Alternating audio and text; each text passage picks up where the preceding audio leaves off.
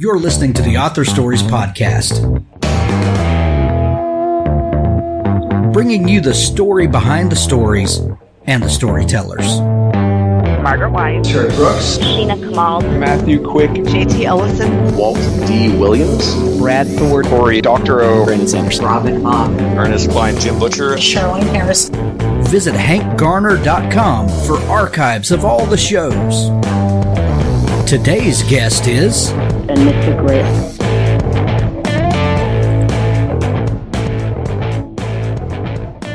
the Renegade Star Series, books 1 through 3 by J.N. Chaney. Jace Hughes is a renegade. That means taking almost any job that comes his way, no matter the situation. So long as he can keep his ship floating, he's free to live the life he wants. But that all changes when he meets Abigail Pryor, a nun looking for safe passage out of the system. Too bad there's something off about the cargo she's carrying. Jace knows he shouldn't ask too many questions, but when odd sounds start coming from inside the large metal box, he can't help but check it out. Big mistake. The Renegade Star box set includes the first 3 books in the series, 900 plus pages, 300 5-star reviews and counting. Find out why people are so intrigued by this thrilling science fiction epic. You won't believe the twists and turns this series takes, or the secrets that get revealed. The Renegade Star Series by J.N. Chaney.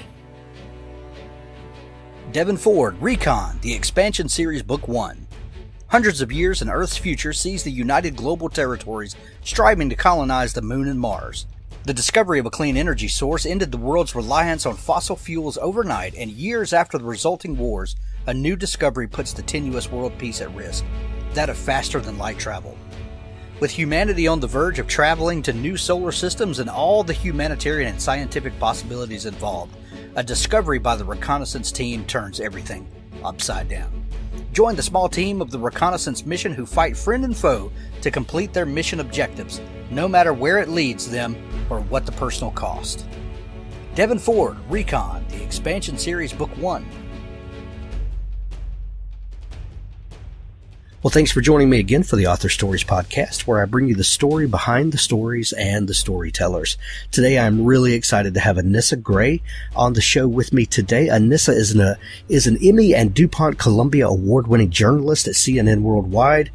She has been a journalist for quite some time, and her brand new debut novel, The Care and Feeding of Ravenously Hungry Girls, is on sale today when we're recording this. So, happy release day, Anissa. Thank you very much. It's all quite exciting. Yeah, we've got a lot to talk about, but before we formally kick things off, we begin the show with the same question each time, and that question is, what is your first memory of wanting to be a writer or storyteller? Geez, I don't think I can peg it to an age, but I can tell you pretty much from the point I learned to read. So maybe around, 5 or 6. But yeah, I was a big reader as a kid, and I made up quite early in my mind that I wanted to be a novelist. It took me many years to pursue that, but that was where the idea was born. But were you were a ravenous reader, you said. What were some of the kinds of stories that really fired up your imagination? I read quite broadly as a kid. I was a huge Judy Blume fan, so her Fudge books and Are You There, God? It's Me, Margaret. I also had a brief period where I was very much into romance novels. But I would say the first sort of literary book I ever read was The Bluest Eye by Toni Morrison, and that had just a profound effect on me, and that sort of solidified this desire I had to be a novelist. I'll tell you what, Tales of a Fourth Grade Nothing and Super Fudge changed my life. So, I feel, okay. I feel a connection there with you. All right. So we're on the same wavelength. We're on the same wavelength. Absolutely. Absolutely. If I ever get to meet Judy Blume, I will have a tattered, fourth grade copy to get her to sign. I don't know what reaction I would have if I met her. I mean, seriously, an emotional reaction, probably because it was she was such a part of my childhood.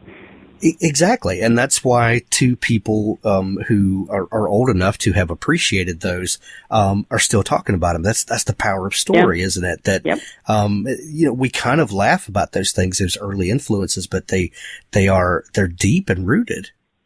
Oh, absolutely. I mean, if one of the first books you pick up sort of captures you, you become a reader in that moment. You want to read more. Right. You grew up as a pastor's daughter, is that right? I did, yeah. My father is actually he's a bishop now in the largest African American denomination in the world. And yeah, my mother was a homemaker.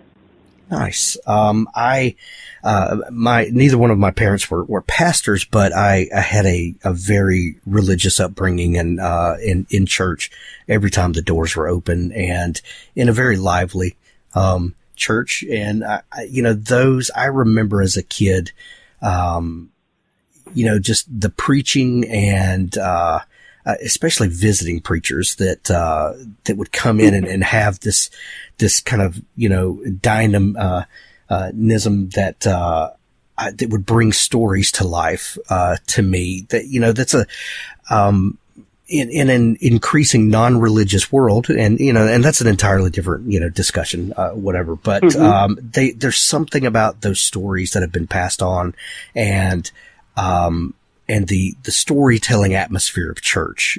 Did you ever have that connection, in realizing the importance of that storytelling tradition? Oh, absolutely. That is sort of, I'm not an evangelical Christian these days, but that's how I was raised. Right. But sort of that need to believe is sort of, feels like it's sort of in my DNA based on how I was raised. But to your point about storytelling, the father in this book is a traveling evangelist. And as you point out, an evangelist would sweep into the church for, at least in my church, they'd, run a revival for a week, and it would just be magnificent in terms of how they told stories, in terms of how they connected with the congregation.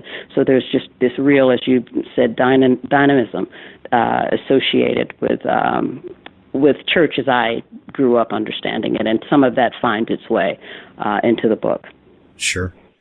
What was the initial draw for you to journalism?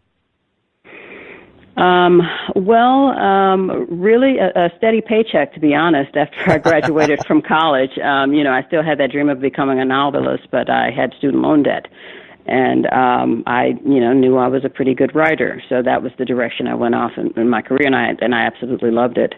But I reached a point in my career where I started to feel a little bit burned out, and that's when I went back to try to explore in a serious way that dream of being a novelist. So the whole time growing up and into college, that desire to tell stories and to be a novelist, that never left you? No, it didn't. In fact, I spent a lot of time just writing, short stories and, a little bit of poetry. Not much to speak of, but mostly short stories and a couple of attempts at a novel just for myself. So, yes, that was always with me. You began as a print journalist, right?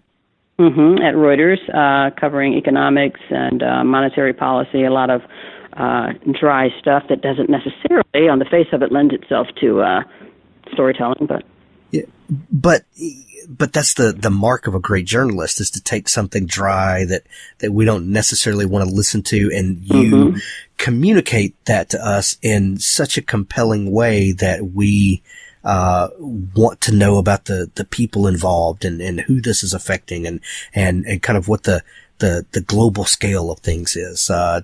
Did when you're getting into it and you realize, oh, this is kind of boring, dry stuff, how do you start interjecting into the dry stuff to make it palatable for people?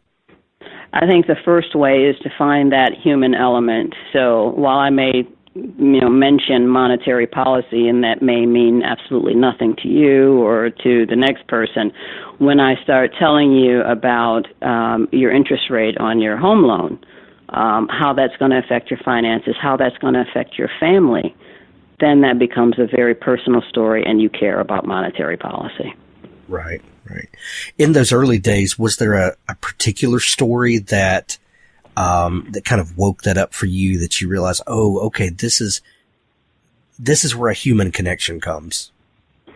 I can't really point to a specific story, but I can say I grew up watching the news with my dad, and this is sort of what sort of sparked an interest in journalism.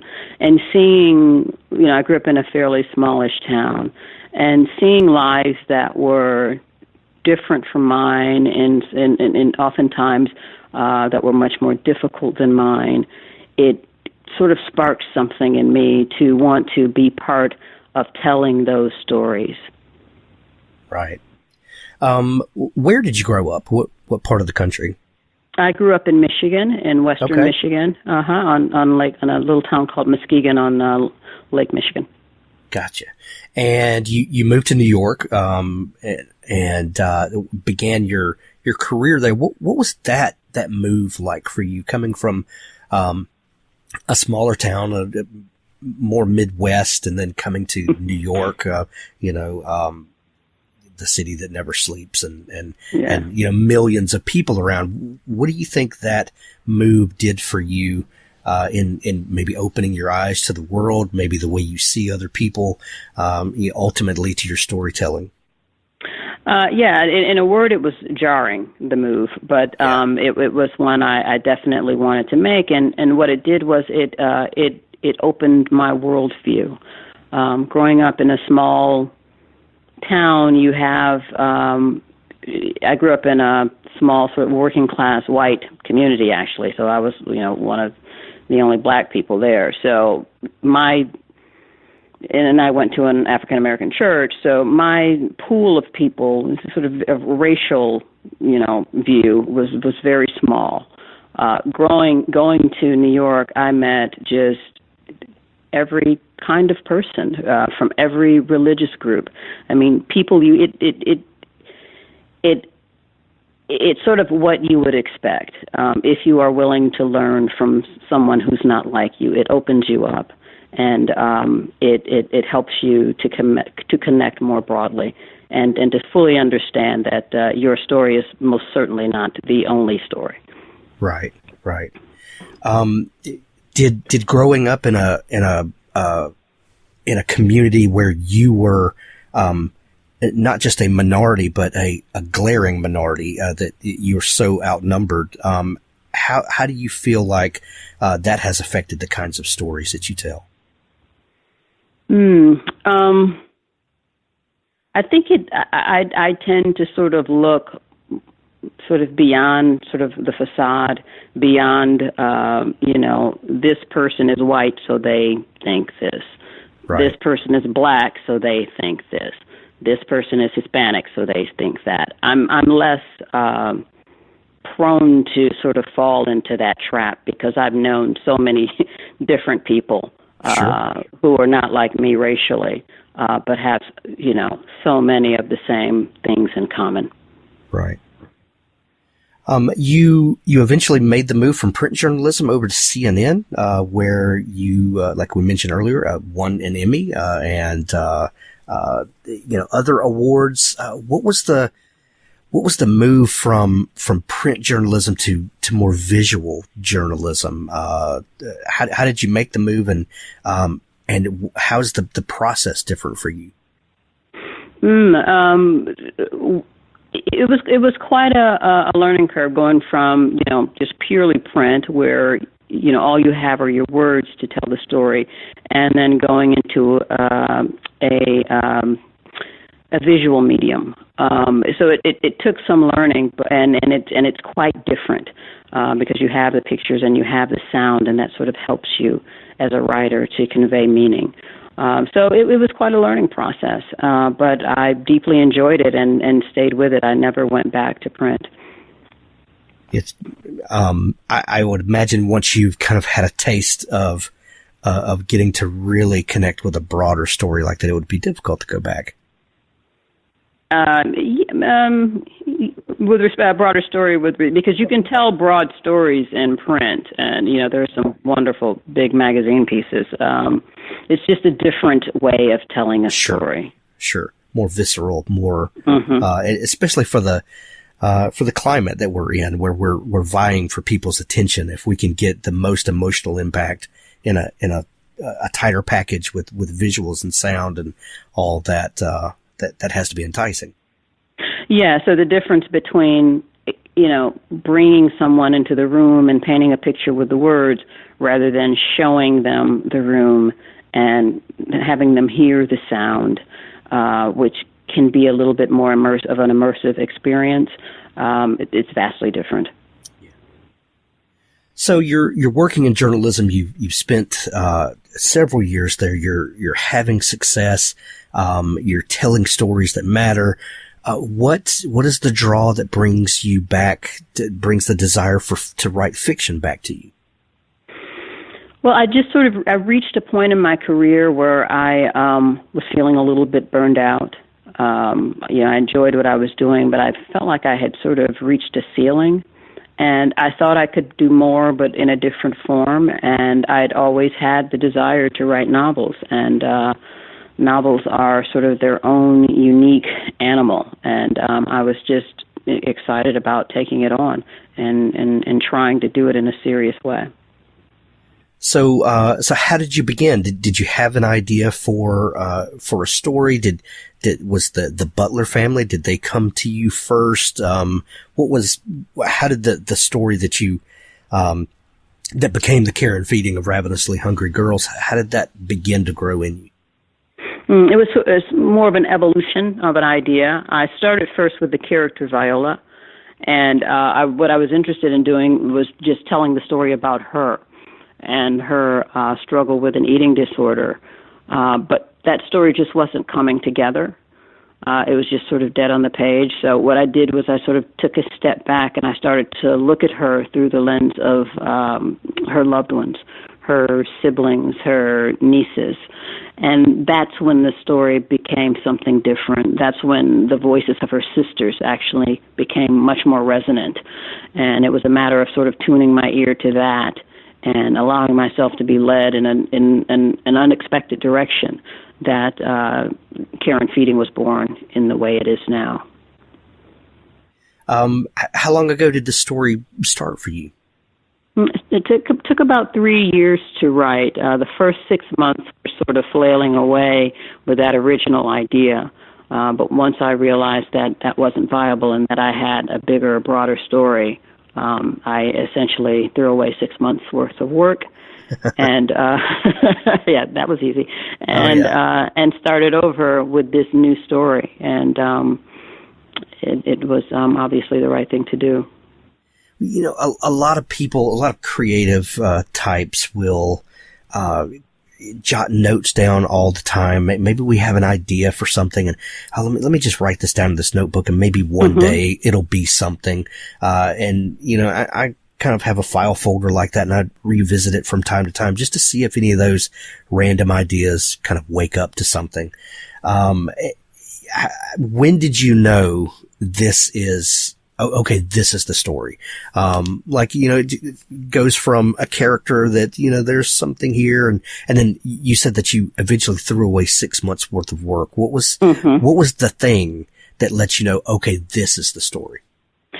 I think it was when I heard, you know, the voices of her sisters in a very strong way. And I could see that they had their own stories to tell. And that's when it became a multi-character story. That was the big change. Right. And to me, this story is instead of a protagonist, the family is almost the protagonist, if that makes sense. Like they become a character in their multiplicity. They become a character. And that's a weird thing to say, but do you understand what I'm saying? Oh, absolutely. Sort of the family exists as a unit made up of these different parts. But the way it functions all depends on how well the different parts function. And we had some dysfunctional parts in this family, and it was a matter of fixing some of the things that were broken to repair the unit, if that makes sense. Yeah, absolutely. As writers, we always put little pieces of ourselves in our characters, even though I think most writers are not writing, you know, thinly veiled autobiography. But a lot of times, you know, our pieces of us and our experience work into various characters, and sometimes 10 different characters will all have pieces of us, and we as the writers, the only ones that know that. How much did you draw on your personal experience in writing this book?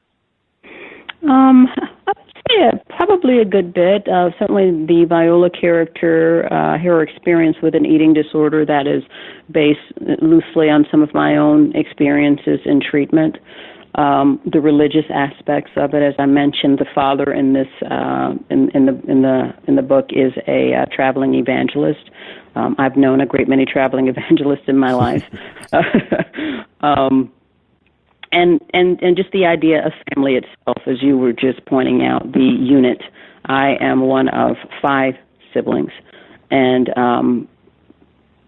a lot sort of goes on within a family, particularly in those sibling relationships. And I wanted to try to convey some of that complexity as well in the novel. So I would say in those areas, I definitely drew from some personal experience. When you started writing, and you said you threw that 6 months worth of work away, and you began in earnest with the story, did you have a daily writing habit? What did you do to stay motivated with the story? You're probably working every day and have other important things going on in your life. How do you maintain this thing and keep its importance in your life? One of the wonderful things about having spent my entire professional life as a journalist is that it has made me a disciplined writer. I can set a schedule and keep it. I don't wait for inspiration. I try to find inspiration after I sit down at the appointed time. So that just sort of my work ethic and work habits, that was tremendously important. So my schedule was to write on the weekends because, as you point out, yes, I worked every day in my day job. Yeah, right.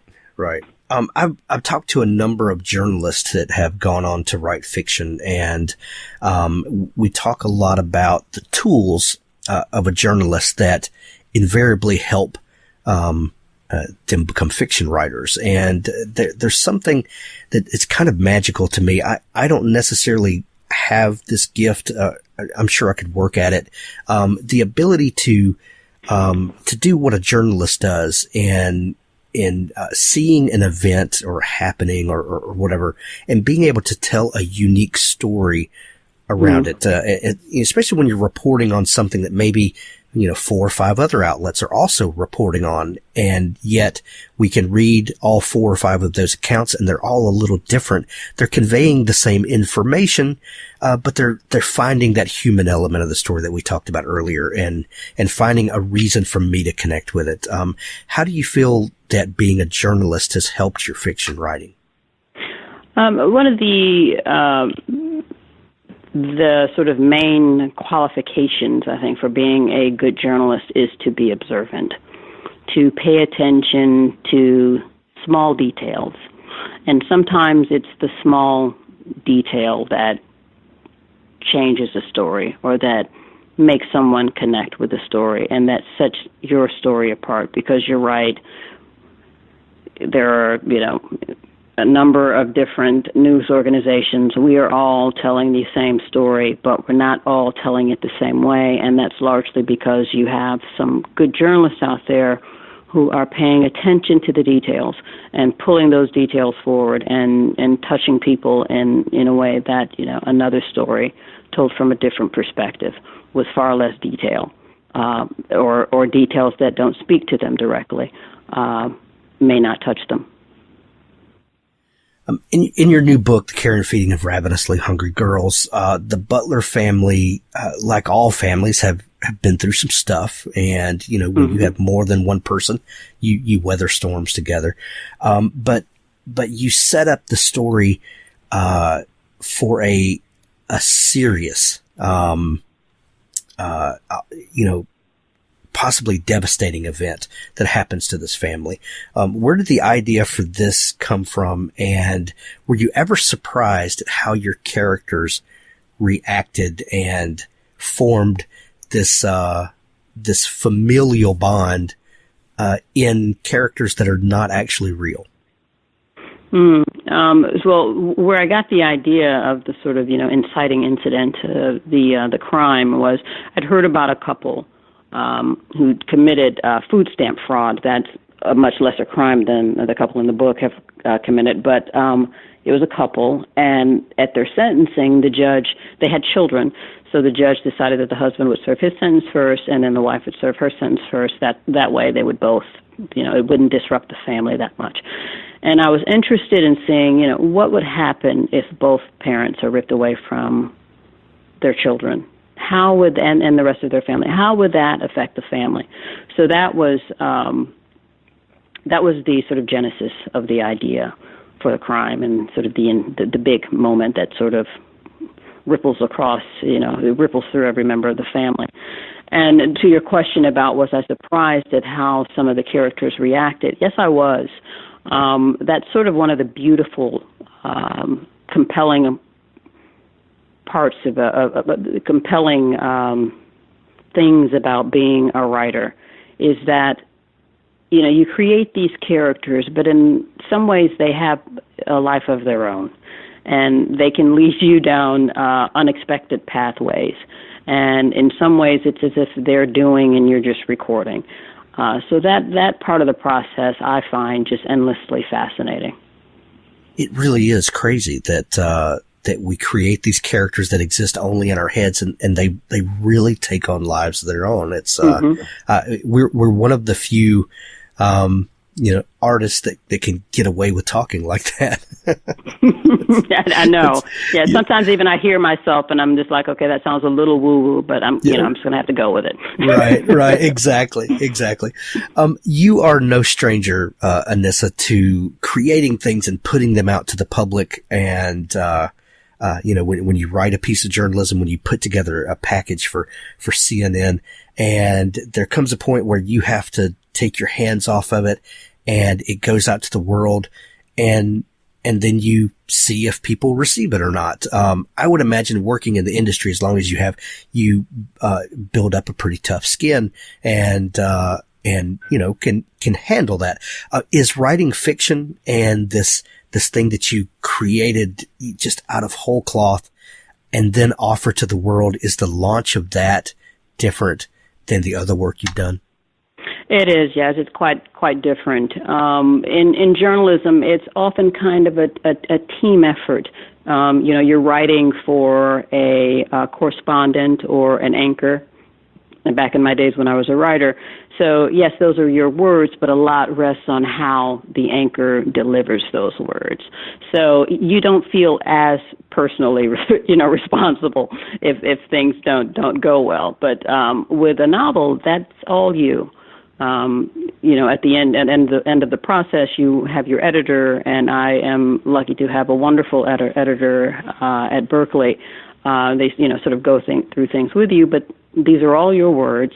These are all your characters, and oftentimes they have a personal connection to you. So you have a lot more, or at least in my case, I have a lot more invested in the novel, it feels. So hopefully the public will be kind. Well, the care and feeding of ravenously hungry girls is a magnificent read. You immediately grabbed me in the opening chapter, and I never wanted to let go of this family. Anissa, if people are just learning about you and your work, is there a place where they can read more about you online, connect with you, and maybe follow along with the news coming up for the future? Yes, you could go to my website at anissagray.com or follow me on Facebook and Instagram at Anissa Gray Author. Excellent. We're going to send everybody to see you and to get their copy of the book. It's out everywhere now, The Care and Feeding of Ravenously Hungry Girls. Anissa Gray, thank you for taking time to come on the show with me today. Absolutely. Thank you so much for having me. Missing Wings by Andrea Lumen. Born with an ability the Villady people of Madar believe make her one of the first to be blessed by God, Katrina's destiny unravels when her father is poisoned and her mother steals her into the human world to hide among those who hate her kind. In a near-fatal attempt to return home, Katrina is stripped of her wings. The poison meant to kill her father leaves him in a degenerative state. When her eldest brother discovers she has survived, he orders her to stay in hiding. She must wait concealed in the human world, until the danger of their father's uncontrolled rages is contained. Grown and adapted to the human world, Katrina encounters one of her kind. The promise of home and the first love leads her into a situation capable of starting war among the Villadu. Will a human upbringing, mistakes, and the loss of her abilities bar her from reclaiming her heritage? Will unraveling the mystery of her mother's betrayal lead her family into an even greater danger? Missing Wings by Andrea Lumen. The Locust, Books 1-3 by Ralph Kern. The complete Locust series, an epic tale of mystery, survival, exploration, intrigue, and war. The cruise ship MS Atlantica is lost. On these strange and uncharted seas where even the compass shows the sun rising to the west, Atlantica's passengers and crew must do what it takes to survive. In Unfathomed, Atlantica arrives in a strange new world. Unable to locate land and with no way to contact home, they must find new allies, fend off relentless enemies, and discover the horrifying truth behind the Locusts. The future of humanity will be decided as the fleet confronts the architect of the Locusts. Not everyone will survive the desperate final battle. The Locust box set contains all 3 action-packed novels in this best-selling science fiction thriller series, Unfathomed, Expedition, and Osiris. Acclaimed for great characters, thrilling action, technical accuracy, and a compelling sense of mystery. Buy it today. The Complete Locust series by Ralph Kern. Thanks for listening to the Author Stories podcast. For more great author interviews like this one, go to hankgarner.com and dig through the archives. There's something there I know you'll love. Now stay tuned for a special audio clip from Richard Gleaves' The Jason Crane series. I'm melting, cried Joey. Take the picture already. He stood with one arm around the bronze waist of the bewitched tribute statue, Samantha Stevens, riding a broom across a crescent moon. Jason tried in vain to frame the shot without any tourists in it, but that was impossible. From all points of the compass, a merry horde had arrived for Salem's 2-day summer psychic fair. All the commuter trains had burst open, like cornucopias filled beyond capacity, spilling endless fruits and nuts onto the red brick sidewalks of Essex Street. A vampiress in lavender shorts and feathered boots sold maple chocolate walnut fudge in front of the Witch City tattoo parlor. A near-naked gypsy in purple-green veils danced with a pheasant in her arms around a plug-in Hanukkah menorah. A fat man in a fetching blue jeans dress sold amethyst and citrine charm bracelets in front of Medusa Cafe, but his stand got knocked over by a one-armed crone driving a mobility scooter who sang "Choo-choo" as she passed, her stump on the wheel, her lipstick ghastly, her gnarled right hand raised in trailing plumes of noxious cigarette smoke. Chewbacca leapt out of her way and slapped sparks from his fur. He gave a disgruntled growl before going back to playing Summer Lovin' on his ukulele. The old one-armed dervish drove off, choo-choo, parting a crowd of wanderers, slack-jawed tourists with camera straps tight across their bellies, yellow-vested police on segways, elderly rollerbladers, face-painted infants and harried parents, and college girls. So many hot, hysterical college girls that you'd think somebody had napalmed a sorority house. Jason, are you deaf? Sorry. Jason raised the phone and took the shot. Joey inspected the photo and nodded in approval. Your turn. No, thanks. Do it, Shaggy. Don't make me hex you. Jason gave in and traded places. He put an arm around Samantha's metal back. Her bronze body had flushed in the afternoon sun, warm through his glove, but her eyes were weary. No, downright creepy. And her smile was forced, like a Disneyland princess who'd had her toe stomped. Say chowder, cried Joey, who'd been practicing his New England accent all morning. Come on, man. Say chowder. Fine, chowder. Joey got the shot, and Jason surrendered Samantha to a chubby kid wearing a Gandalf beard who climbed up to worship her bronze bosom.